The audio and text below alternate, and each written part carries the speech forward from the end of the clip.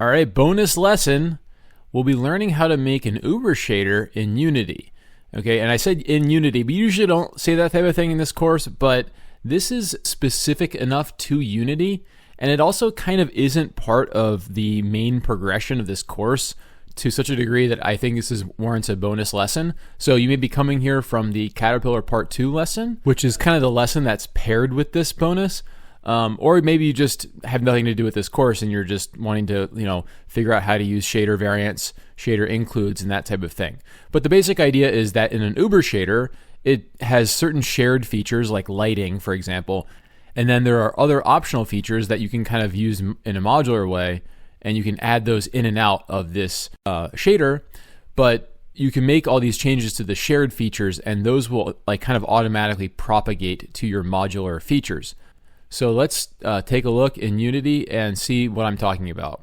All right, so here we are in the grass scene, and I did say, well, we'll be doing this alongside the Caterpillar Part 2, so why are we in the grass scene? Well, we've already got this kind of effect that we coded up in the vertex animation intro lesson, and his motivation for why we would want to do this. Let's say we wanted to make changes to our lighting, right? And that's in this bucket of shared features. Well, the way we would currently do it is make some change to this lit surface shader, and that might affect this ground plane out here, but then that would not propagate to our grass automatically because we split this off from the PFX lit surface when we made this special effect. So let's take our code from this grass shader, paste it into our lit surface as a starting point, and then we'll see what needs to be done from there.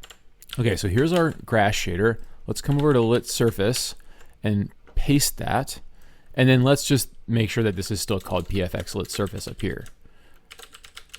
Okay, and now let's come back here and we'll see, yeah, that doesn't work because the animation that's being applied to this grass is now applying to the plane out there, and it's leading to this glitchy behavior.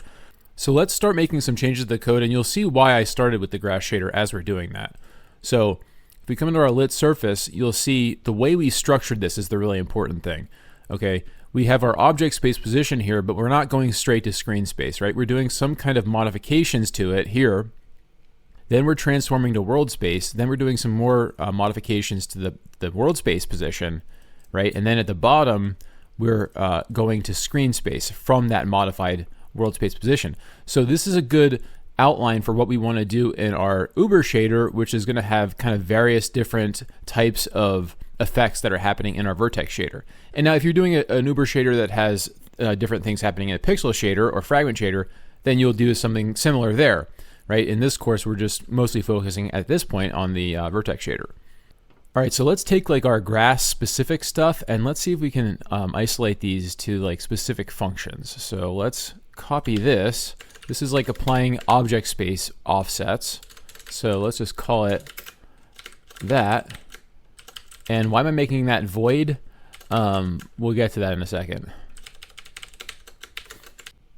Okay, so as far as what needs to be passed into this thing, I can see here we're going to need our world space origin. So let's pass that in. That's our seeding for our per blade randomization. Then we're going to need this object space position. And here's why I made this void, is that in HLSL, we can do this. In, out, float 3, object space, pause. And what that's going to give us the ability to do is that we can take this as an input to the function, but then any changes we make to it here, if we invoke the function out here, let's say, this object space position here would have those changes applied that we make inside this function. So then the last thing we need to pass in here is this attributes in, which is the input to the vertex shader. It's basically these vertex attributes here. And let's just say that's also going to be an in out. Now I can't really think of what we would actually want to change on it, but I have found that useful in the past. So let's just to be safe, let's pass that in with this same in out if we need to change it. But we'll use that to look at our UV texture coordinate or our parametric coordinate for this animation. All right, so now we've got this kind of coordinated off in this function. Let's just call this, and we just want to see if this compiles. World space origin, OS pause, in, and then we can do the same thing with this world space stuff. We can create a copy of this signature here, world space offsets, and use WSPause. And then we can take this stuff and copy that into our world space offsets function here. And then we can make that call to this function. We could just do it this way and change this to world space and change this to world space. Okay, so let's see if this compiles. It won't make any changes, but we just want to see that compiling, right? So it still has the exact same bug, but we're now sort of getting this body of this vertex shader looking much more reasonable and more like an Uber shader that's more generic. Now we just need to figure out like a way to only invoke these functions if we are in this grass variant of the shader. So one thing you could do is, let's say you have some bool that is determining whether you're in the grass shader or not. Like you could say is grass. Okay, let's just stub that in like that.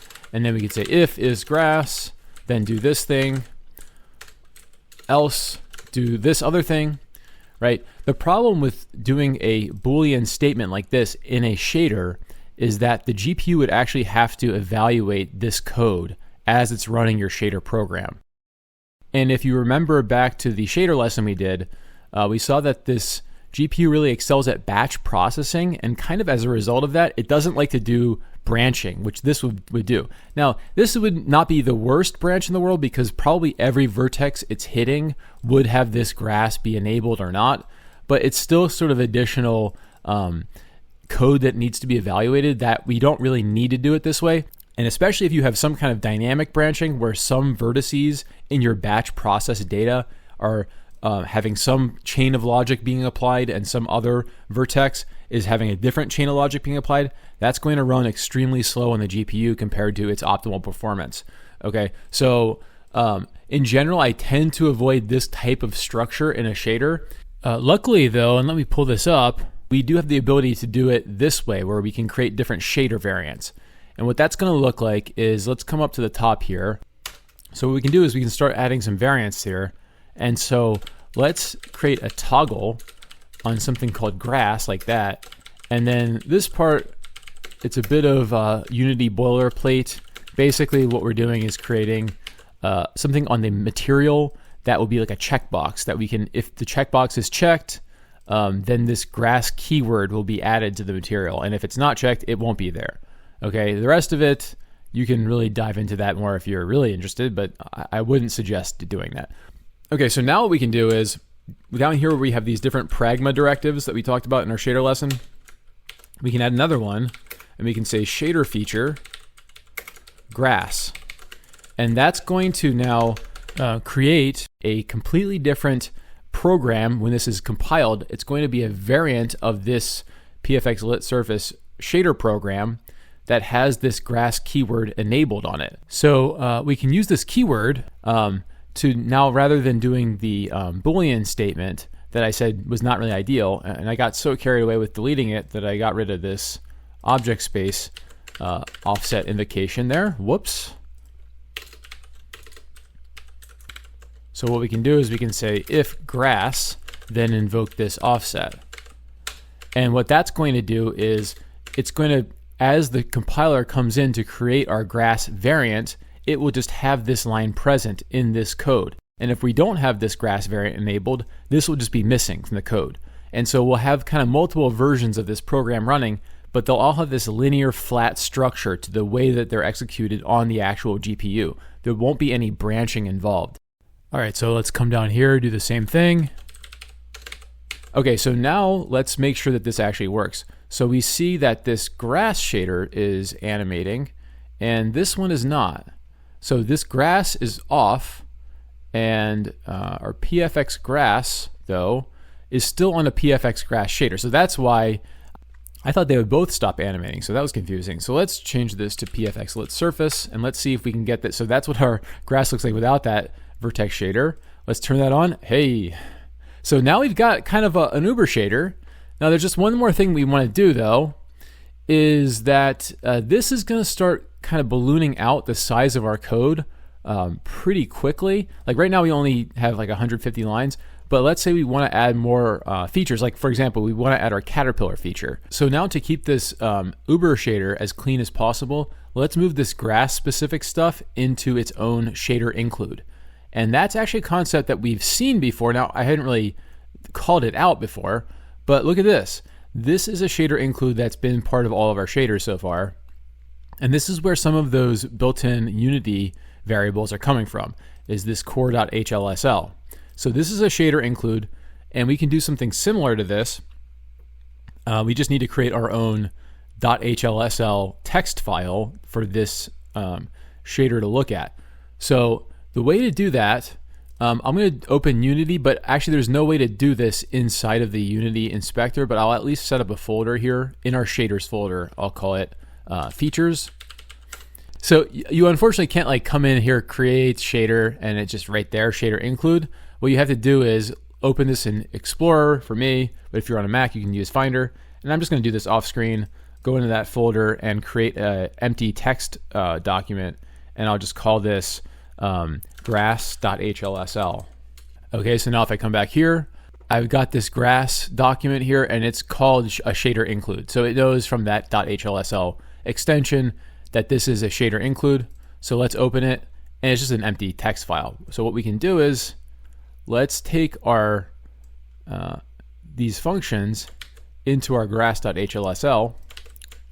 Okay, and that's not going to compile now because we did not include the we didn't actually include it into the code. So now let's include this, and let's just make this contingent on the grass keyword. So if grass is enabled, then we'll include features. Yep, that's nice. Grass.hlsl. Okay, and so let's fix the indentation on this. That's not so nice that it keeps doing that. Oh, okay. Let's come back here. And no, it doesn't like that. So it says unrecognized identifier attributes. Okay, so I think the reason for this is that look at where we included this code. Okay, we included this before we declared this attribute struct. Now, if this was like C#, for example, that wouldn't really matter. But I think in something like C or in HLSL, the order you're defining things actually does matter because we're using this attributes in this code. So we need to move this down below where we declare these structs. And also I should just mention, if you do something like this where you include this text file, it basically would just copy paste that text where you put this include statement when the compiler comes in to compile it. So let's come back here. Okay, we don't have a random value anymore. So we also have to make sure that those these utility functions that we're using are declared before our include as well. So let's just move those up, and let's see now. Okay, so we're compiling again, and I think that's pretty much it for our Uber shader refactor, right? We have our PFX lit surface. We don't really have anything going on that's grass specific here. Well, we've got this floating statement that I made sort of for rhetorical purposes, but other than that, we don't really have any grass specific things that's not gated behind here, and then this is in some other file.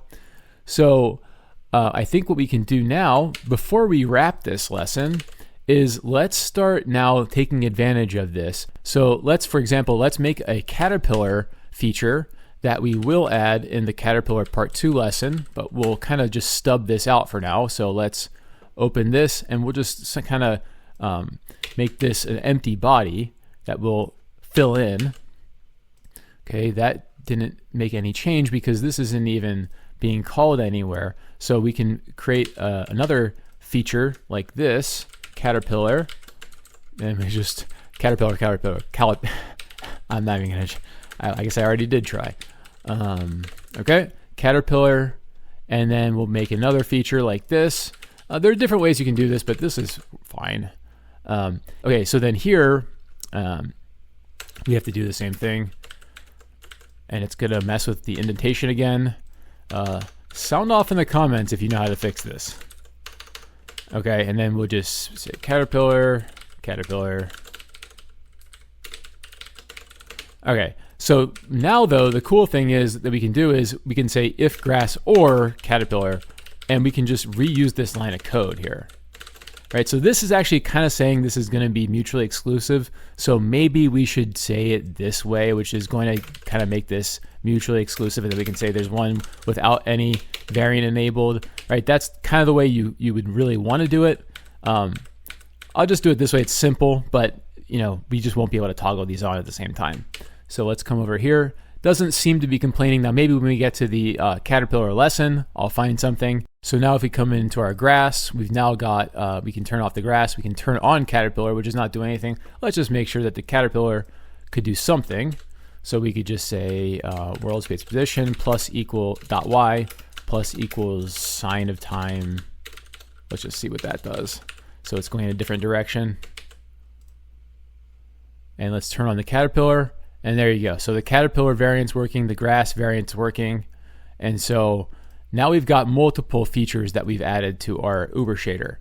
Okay, so then just the final thing I want to do here is that I've already kind of prepped this, is that based on a previous lesson where I noticed that there was a really cool effect of a glitch we had in our lighting calculation where it went into a negative light, I kind of want to add this deep shadow color that will be introduced as we go into the shadow. So if you can see, if we go into the shadow, we've got this kind of look to it. And I think it'd be cool to not just end at this shadow color, but if we go almost like 180 degrees away from the light direction, we'll bring in this deep shadow color, right? So that's going to be a new shared feature, and that should apply to all of these other features. So we'll kind of take advantage of the fact that this is now an Uber shader, and we'll make a change to the lighting. And so let's just go into the light script and we'll see I'm sending that already as a global. So let's just come into our lit surface.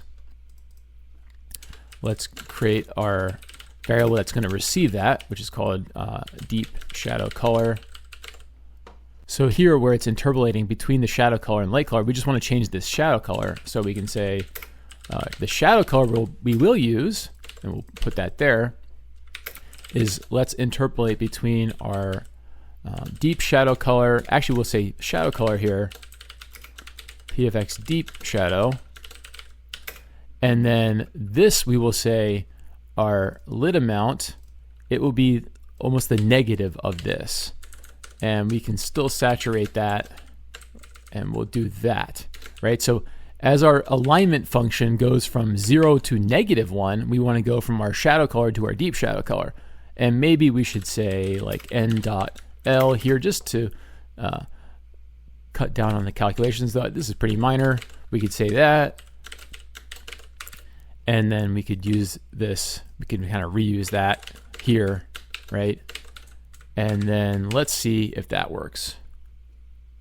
Okay, so now you can see that there's some kind of gradation happening in these shadowed areas of the grass. Okay, so then we can come into our deep shadow color, and I think maybe something that's kind of purple looks cool with this more blue, lighter shadow color. And it doesn't look, incredible on this grass. I have a feeling it's going to help us with our caterpillar as we're modeling it out, that we'll see a lot more shape information in these shadowed areas. All right, so that's it for this bonus lesson. So if you're coming to this because you just wanted to figure out how to make an Uber shader, you have no idea what the course is, why not check out the course? And if you are following along, let's get back to our caterpillar project now. And also, I'll just say, I usually don't say this in the lessons, but if you got all the way to the end of this one, why not like and subscribe?